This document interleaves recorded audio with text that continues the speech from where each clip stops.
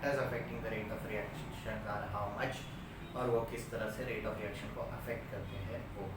Today we will be studying oxidation, reduction, redox reactions and corrosion and rancidity. What is oxidation and reduction?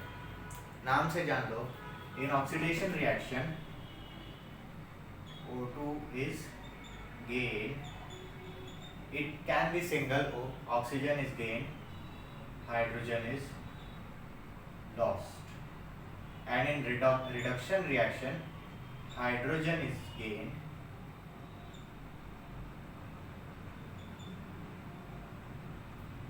Not necessarily इसमें कि आपका O2 lost हो जाए. Oxidation as name suggest, अगर आपको difficult है याद रखने के लिए तो OX ऑक्स याद रखो. ऑक्सीडेशन मतलब क्या, ऑक्सीजन ऐड होता है कोई भी एलिमेंट को and H2 is release. Reduction से याद रखो you gain hydrogen and O2 is also lost sometimes. Redox reaction is oxidation plus reduction.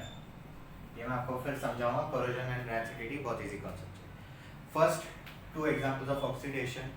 You have 2 Mg plus O2 gives us 2 MgO. OMG, and sorry, lame joke. Then you have C plus O2 gives us CO2. आपका 2 Mg plus O2 gives you 2 MgO. What is gained here? यहाँ पे जो extra oxygen था वो magnesium के साथ react करके magnesium oxide बन गया. यहाँ पे जो ऑक्सीजन था वो कार्बन के साथ रिएक्ट करके कार्बन डाइऑक्साइड बन गया. In both the cases oxygen is gain. Next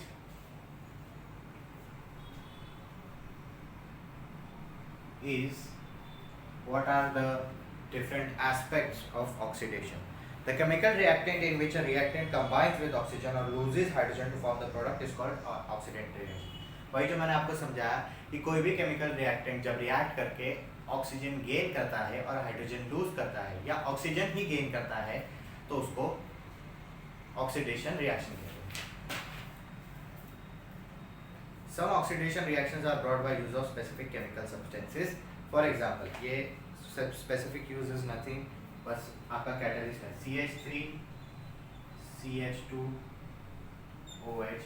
This is nothing but your ethyl alcohol, जिसको आप indirectly C2H5OH भी बोलते हो. Ethyl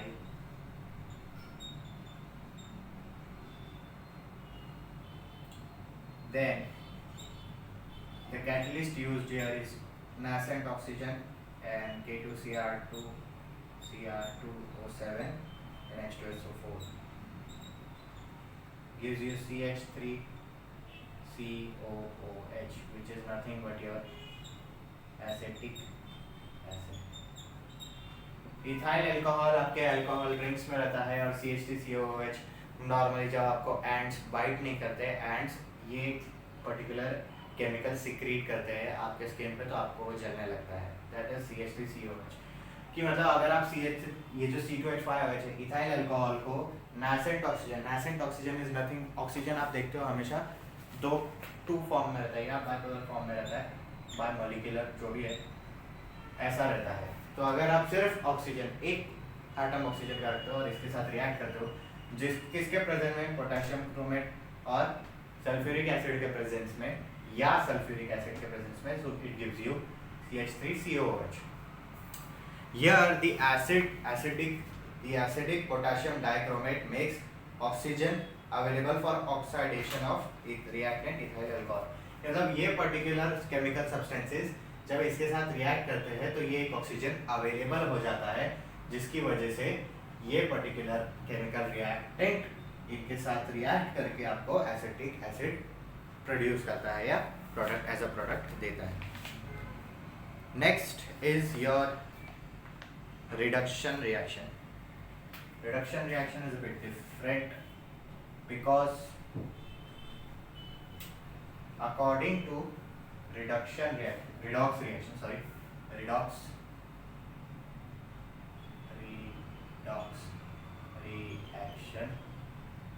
जिसमें at one side hydrogen is gained and sorry, at one side reduction of copper oxide, hydrogen is gained,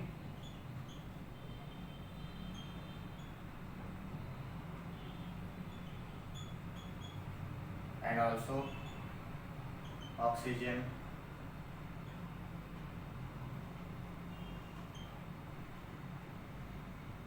is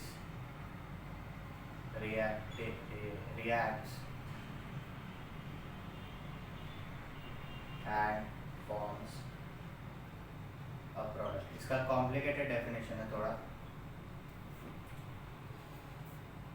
in this इसका आपको मैं reaction बता दूं. CuO copper oxide with hydrogen gives you copper and water molecule.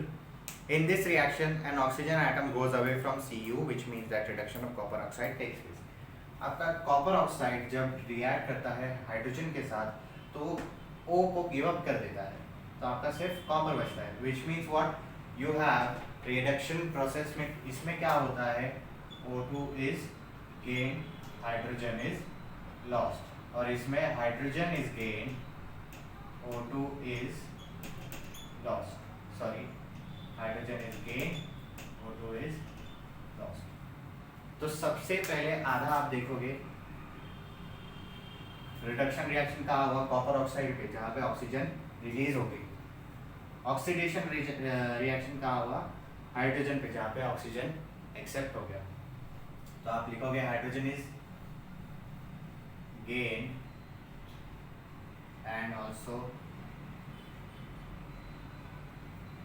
lost oxygen reacts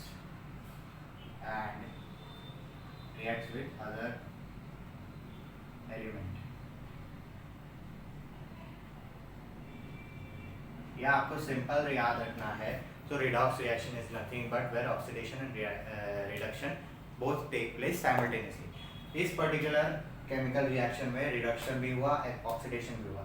reduction का हुआ पहले वाले element पे जहाँ से ऑक्सीजन छूट गया, दैट वाज रिडक्शन. दूसरे वाले पार्ट में हाइड्रोजन के साथ ऑक्सीजन रिएक्ट होके प्रोडक्ट बना गया दूसरे एलिमेंट के साथ with other element. What is oxidation, oxygen is gain, hydrogen is lost. What is reduction, hydrogen is gain, oxygen is lost. What is redox reaction, oxidation and reduction taking place at simultaneous time.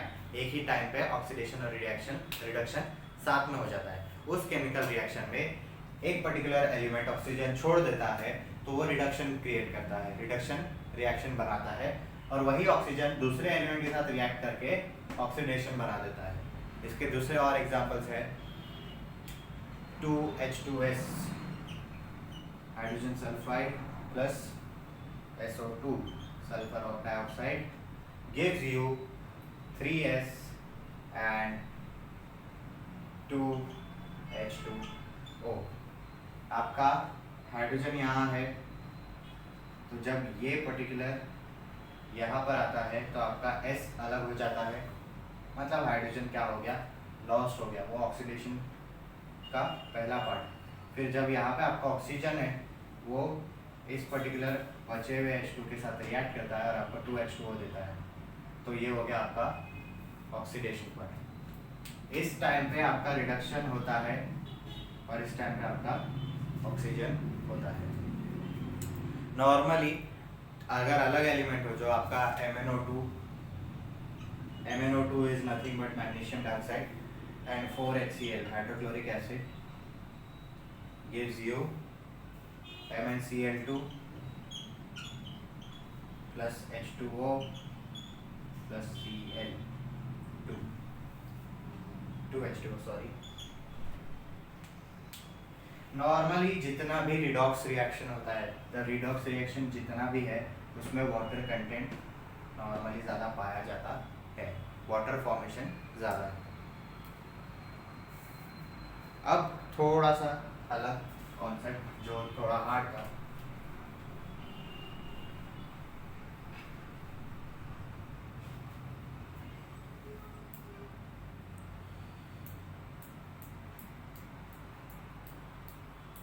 If oxidation means losing electrons, what is meant by reduction? When the positive charge on an atom or an ion increases, the negative charge on it is called oxygen, and when the positive charge decreases or the negative charge increases, it is called reduction. Basic particular चीज़ कि oxidation के वक्त electrons loose होते हैं, आपका hydrogen ज़्यादा loose होने लगता है, रिडक्शन के टाइम पे हाइड्रोजन एक्सेप्ट होने लगता है. तो थोड़ा और कॉम्प्लिकेटेड डेफिनेशन पेज नंबर 43 पे है. When the positive charge on an atom और एन आयन इंक्रीजेस और the negative charge decreases, it is called oxidation. आपका कोई भी एटम हो उस पर जब पॉजिटिव चार्ज आने लगता है, पॉजिटिव आयंस आने लगते हैं, तो वो ऑक्सीडेशन प्रोसेस देता है. आपका कोई भी एलिमेंट जब नेगेटिव चार्ज देता है, ज़्यादा देता है, नेगेटिव आयंस एक्सेप्ट ज़्यादा करने लगता है, तो वो रिडक्शन देता है. Next, a redox reaction takes place during cellular respiration. Here the molecule of enzyme called cytochrome C oxidase helps the transport of electron to bring about this reaction. आपके cellular respiration is nothing but basically आपके sales भी respiration में जब participate करते हैं तो एक cytochrome C नाम का जो एंजाइम होता है, enzyme is nothing but type of protein. आपका साइटोक्रोम सी ऑक्सीडेज करता है इलेक्ट्रॉन्स को जो आपकी बॉडी एक्सेप्ट कर सकती है ताकि वो अलग अलग बॉडी पार्ट्स तक पहुंच सके. Next you have is corrosion and rancidity. Corrosion और rancidity. First part corrosion is nothing but rusting. जो आपका मेटल है उसको जंग लगने लग जाता है. जंग और रस्टिंग और corrosion is nothing but decaying of metal. Decaying of metal is like if you have metal expose to water और if you have metal expose to air for a longer time, it starts decaying. आपकी जो घर की खिड़कियाँ रहती है, आपकी घर की कड़ी रहती है, वो ज़्यादा देर तक एयर को एक्सपोज रहती है तो उसकी वजह से मेटल करोड होने लगता है. इसलिए आपका स्टेनलेस स्टील का मेटल आता है जो ज़्यादा जल्दी करोड नहीं होता, जो आप लोग घर पे बर्तनों की तरह यूज़ करते हो. देन यू हैव कुछ मेटल्स पे पेंट किया जाता है ताकि क्या पेंट की वजह से क्या होता है, पेंट एक लेयर बन जाता है आपके मेटल और आउटर एनवायरनमेंट के बीच, जिसकी वजह से मेटल जल्दी करोड नहीं होता. Then you have basic example जो आपके शिप्स होते हैं, बड़े बड़े कार्गो शिप्स हो, नेवी शिप्स हो और बैटल शिप्स हो, कोई भी शिप हो, उसको पेंट किया जाता है. क्यों? क्योंकि जब आपका शिप पानी में उतरता है या पानी में आता है, पानी के कांटेक्ट में आता है, तो शिप डीके करना शुरू कर देगा. डीके करना शुरू कर देगा तो शिप ज़्यादा से ज़्यादा साल टिक नहीं पाएगा, जिसकी वजह से वो रस्ट होएगा या कोरोड होएगा और शिप सिंक हो जाएगी. इसलिए उस शिप के मेटल कंटेंट को पानी से बचाने के लिए वो लोग शिप को पेंट कर देते हैं, जिसकी वजह से शिप डीके नहीं होता. इसका एक एग्जांपल दिया हुआ था कि आप एक नेल लो, कीला लो, उसको टेस्ट ट्यूब में डालो या उसको एक छोटे से बीकर में डालो और एक बीकर में बॉइल्ड वाटर डालो जिसमें नेल हो या कीला हो और उसके ऊपर ऑयल लेयर डाल दो. एक बीकर जिसमें सिर्फ पानी होगा और एक बीकर को सिर्फ एयर टाइट रखो, उसको बंद कर दो, उसमें कुछ मत डालो.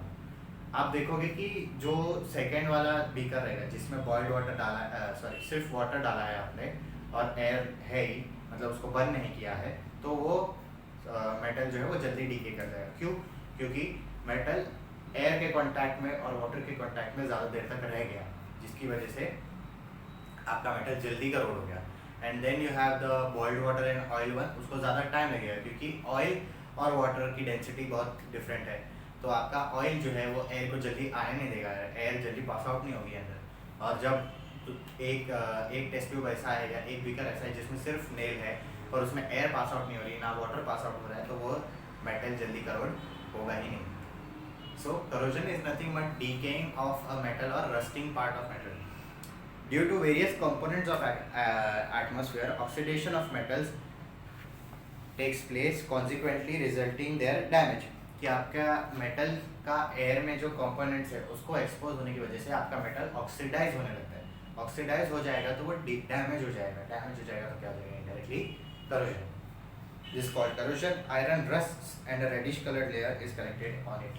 आयरन जब रस्ट हो जाता है तो उस पर एक रेडिश लेयर फॉर्म हो जाती है. This is corrosion of iron. Corrosion is a very serious problem. We are going to study about it in the next chapter. वाह वाह वाह, इतना सब बता दिया करोजन के बारे में. they say this is a very serious problem, और फिर बाद में कहा we will be studying this in the next chapter. Rancidity, last particular topic of this lecture. When we use old leftover cooking oil for making food stuff, it is found to have foul odor called rancidity. If food is cooked in such oil, its taste also changes. When oil or ghee is left aside for a long time, or fried food is left aside for a long time, it undergoes air oxidation and becomes rancid. Rancidity in the foodstuff cooked in oil or ghee is prevented by using antioxidants. Process of an oxidation reaction of foodstuff can also be slowed down by storing it in airtight container. In short, कि आपके जो metal containers में अभी recent मतलब बहुत सालों से plastic containers में तेल आते हैं, पर अब जब होता था तो मेटल कंटेनर्स आते थे रेक्टेंगुलर शेप के. तो फ़र्क ये रहता है या प्रॉब्लम ये रहती है कि जब आपका जो कंटेनर है खाने का कंटेनर है, उसका जो तेल है वो जंग लगे हुए मेटल कंटेनर में रहेगा या कोई भी ऐसे कंटेनर में रहेगा, तो प्रॉब्लम ये होती है वो तेल रैंसिड हो जाता है. वो तेल बहुत अलग तरीके से हो जाता है, केमिकल रिएक्शन होता है उसके साथ, तो उसकी वजह से वो बोलते हैं ना हार्मफुल हो जाता है. तो अगर आप उस तेल से खाना बनाते हो, कभी कभी ऐसा होता है कि when you over cook oil, जब आप तेल को ज़्यादा गर्म करते हो, या फिर सिंपल एग्जांपल, पहली बार आपने तेल गर्म किया वड़ा बना डाला, दूसरी बार तेल गर्म किया समोसा बना दिया, तीसरी बार तेल गर्म किया भजिया बना दिए, पर एक टाइम आएगा जब वो तेल पर्टिकुलर टाइम के लिए मतलब यूजफुल नहीं रहेगा. वो आपने रखा थोड़े टाइम तक, पर फिर प्रॉब्लम ये हो जाएगी जो कंटेनर है, जो आपका फ्राइंग पैन है, जो आपका फ्राइंग पैन या पैन है, वो तेल के उसका जो मेटल है वो तेल के साथ रह के रैंसिडिटी कंडक्ट करेगा. जो तो जब आप खाना खाओगे तो आपको एक अजीब टेस्ट आएगा या एक अजीब स्मेल आएगी, जिसकी वजह से आपको पता चल जाएगा वो तेल कुक करने के लिए सूटेबल नहीं है, खाना बनाने के लिए सूटेबल नहीं है. सेम आपका कुछ फ्राइड स्टफ के लिए भी होता है कि आपका कोई भी एक भजिया ले लो आप अपनी, तो अगर आप भजिए को ज़्यादा देर तक रखते हो तो प्रॉब्लम ये हो जाती है वो बहुत ठंडा हो जाता है, और ठंडा हो जाता है और फिर बाद में उसका टेस्ट चला जाता है. इन शॉर्ट अजीब स्मेल आती है. क्यों? क्योंकि भजिए के अंदर, उस फूड के अंदर जो ऑयल कंटेंट है वो आपके एयर के साथ रिएक्ट करके उसको ऑक्सीडाइज कर देता है. तो उसकी वजह से वो टेस्टलेस या फिर बाद में उसके अंदर एक अजीब बिटर टेस्ट आ जाता है, जिसकी वजह से आपको लगता है कि यार अभी ये खाने लायक नहीं है या इसको खाने में मज़ा नहीं आ रहा. So rancidity is nothing but oxidation of oil in particular environment, और इसलिए आपको कहा जाता है कि जो आपका फूड है उसको आप कोशिश करो कि एयर टाइट कंटेनर्स में रखो ताकि आपका फूड जल्दी ख़राब ना हो. सो आज के लिए बस इतना ही. Try to solve the particular questions of this particular chapter. अगर आपको इनके क्वेश्चंस में कुछ डाउट है तो मुझसे पूछ सकते हो. We have the comment section, WhatsApp group, and we are also available on some social platforms. Till then take care, stay home, stay safe.